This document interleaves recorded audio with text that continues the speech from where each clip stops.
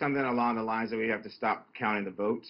Right now, if you're looking at Pennsylvania, Georgia, you just mentioned Arizona and Nevada, I think there's a lot of hope on the Biden side that those states are going to come through and become part of this electoral vote. And I believe that also the president's advisors know that a lot of the counties that are still left to be voted are Democratic leaning, and so it's hard for them to find a path to victory in those states in terms of where the numbers are. I know you mentioned that some of the numbers have shrunk in Arizona, but I think that you're going to start seeing those numbers expand again at some point, if not tonight, sometime during the day tomorrow. Yes, accusations of fraud from that side, lawsuits being filed. Has there been evidence of cheating, or do you think the system is working right now?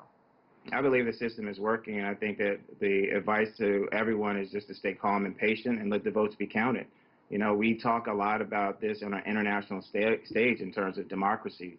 But, you know, the reality of it is democracy is messy because there's winners and losers. And right now we just have to stay calm and allow people who are serving this country in a great capacity and counting these votes to let them do their job.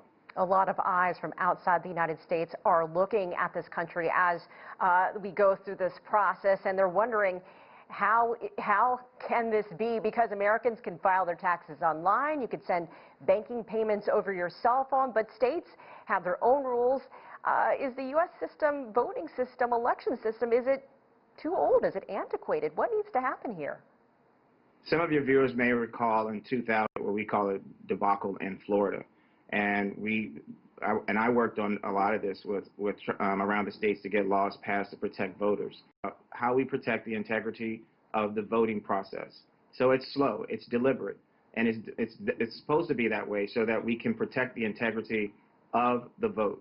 Unfortunately, the president has said some things that have caused a lot of unrest and caused fear and concern from people that this is not a fair process, but this is what the American process is about. It's about our opportunity to exercise our vote as our voice to show whether or not we want to continue in the direction that we're going or if we want to make a change.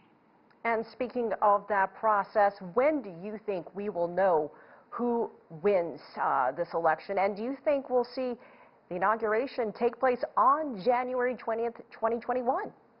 I do believe that we're going to see an inauguration on January 20th, 2021. I don't want to give anyone out there a speculation that, hey, we're going to find out tomorrow. Perhaps we'll find out one state tomorrow. I don't know. Again, this is a very deliberate process. And in order to protect the integrity of this count, it's going to take time. And so, you know, again, I just want to say thank you to those men and women that are out there that are counting these ballots and working to protect the integrity of our democracy.